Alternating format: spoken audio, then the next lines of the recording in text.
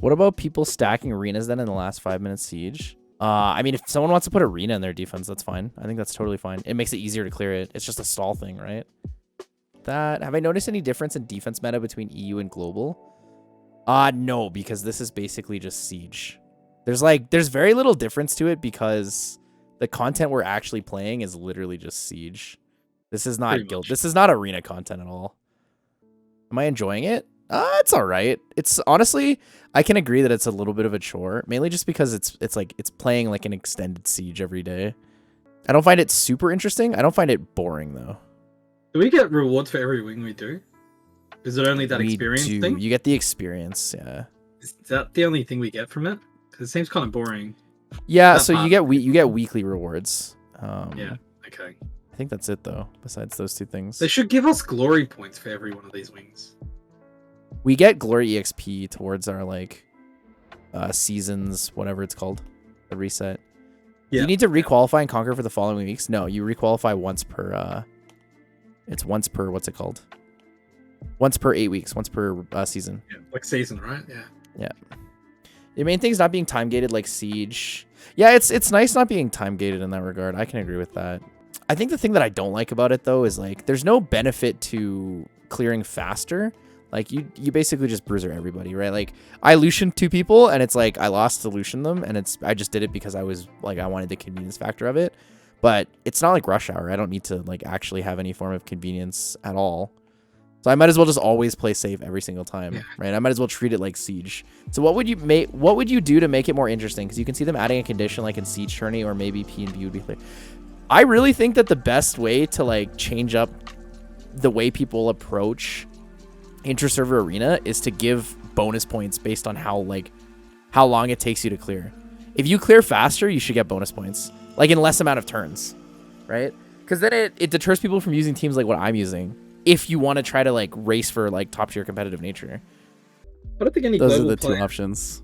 Smack talked about us, right? I don't think any global players were oh yeah, we're gonna smash EU. I think we all kind of accepted that the EU was just gonna walk over us because they're known for arena rushing. Yep. That's a pretty good way to approach it too, Pellerman, saying that in EU most people are the same time zone and global people are fucking everywhere. People are in every fucking walk of life, dude. That's so true. Global server is oh no, it has nothing to do with what time the inter-server stuff started, because you get all week to do it, right? You get 6 or 7 days to clear it all or some shit. I think it's 6 days. Yeah. The thing is just on global server, we honestly just don't care enough.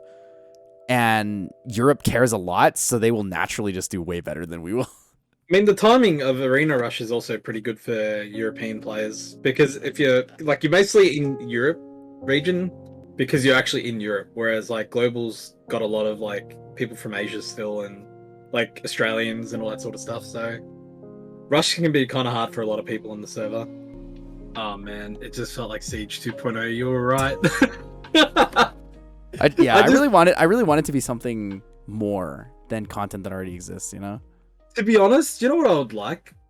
I think eventually I'd like there to be some sort of rules set around. That'd be cool. Pick a selection of rules that your defense and offense can be used in here, and you kind of build around that. It will create a bit of a different feeling to it. It'd be good if there was an option for 15 stars, and that's the same amount of stars they can use on offense, and all mono element, all wind or something like that. I don't know. They can. I agree with that. I think that'll create that'll keep a different element to outside of normal arena, because this was you just bruiser it and it gets kind of boring, and it's the same units always. So I don't know. And they can always change the rules every season as well. For a first iteration, it felt kind of fine. What about for yourself? I think my biggest issue with Interserver Arena is the fact that it's only 10,000 people. That's definitely no issue for us, but I feel like it excludes a significant amount of the content for a lot of players, right? There's a lot of people who can't get top 10K. I don't see why it can't be top 30K, right? Or just have 2 separate brackets. Have a higher tier bracket and a lower tier bracket, where the lower tier bracket is 10K to 50K or something, right? Yeah. And then 10K to 1 to rank 1 is its own bracket. I just feel like that would be more considered of providing rewards to other people. Yeah, that would be fun. The only problem is then how would they do?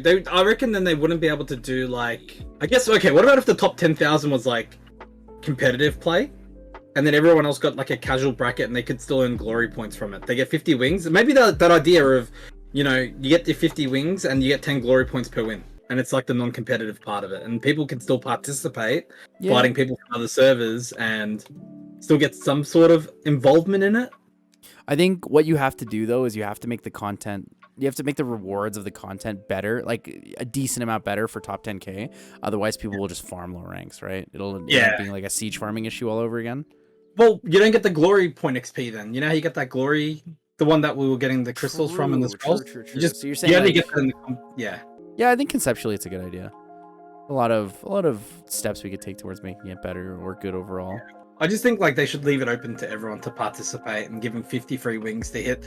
And I mean, even at like as you were saying, like the 10 to 50K range, it can be randomized, you know, just give them a list of 50 people they could hit, and it can refresh as well if they're not comfortable hitting it, you know?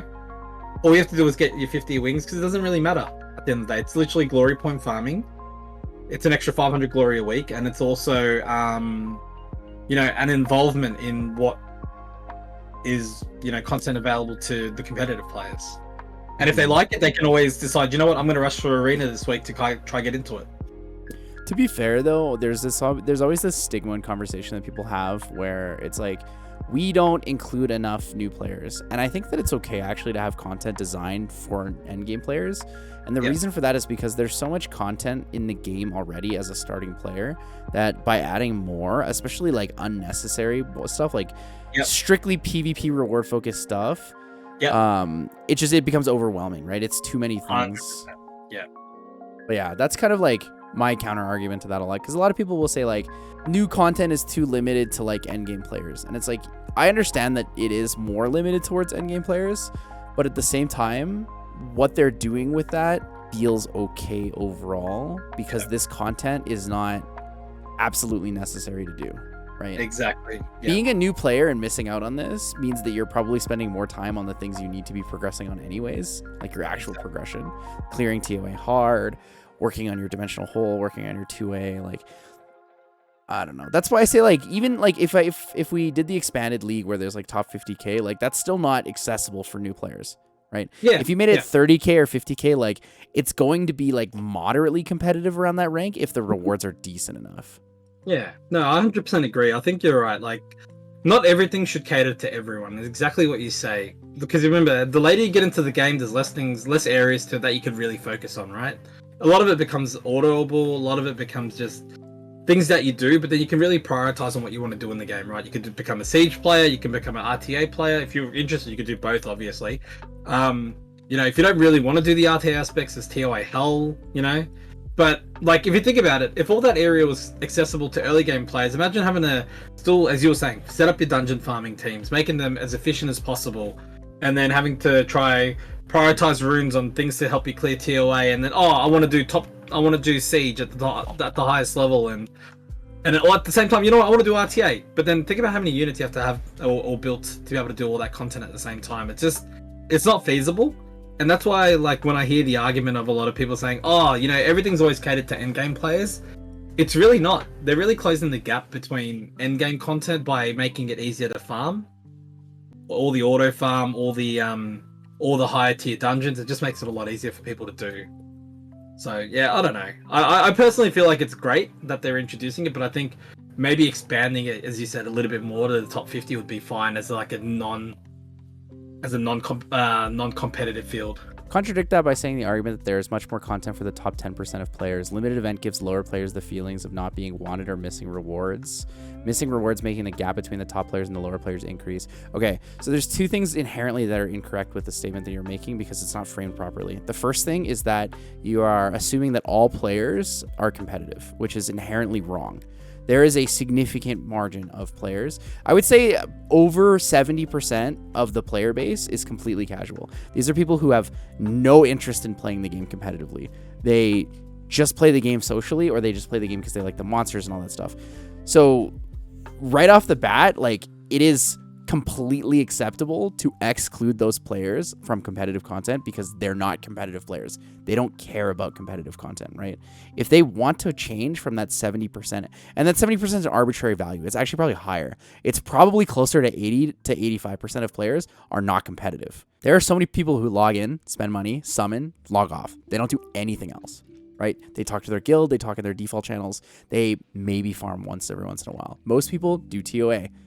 And then they just summon the crystals away, and that's it. Like, they don't farm, they don't upgrade runes, they don't work on artifacts. There is a huge population of players who are like that, right? So when we talk about having content that is like limited by saying top 10% of players, having content designed for the top 10% of players is a massive amount of players. It is way bigger than what you're talking about. If we're talking about top 10,000 like arena ranking, you're probably talking about the top 3% of players or less. These players, a lot of these players don't farm. And that's why I'm saying like expanding it to 30K is fine, because it gives people the option who are like, they're not competitive, but they're not fully casual. It gives them the option to like play this kind of content, play the game, which is why I'm saying we should expand the league, give them rewards. If you expand it too much, what happens is it just becomes another farming piece of content. And by making it another farming piece of content, it becomes a chore. Yeah, so, and that happens a lot of the time, David, is being on Twitch and being on YouTube, you completely surround yourself by people who are competitive, people who approach the game from a very high level, and you're literally in a room full of people who are at the minimum in the top 10,000, right?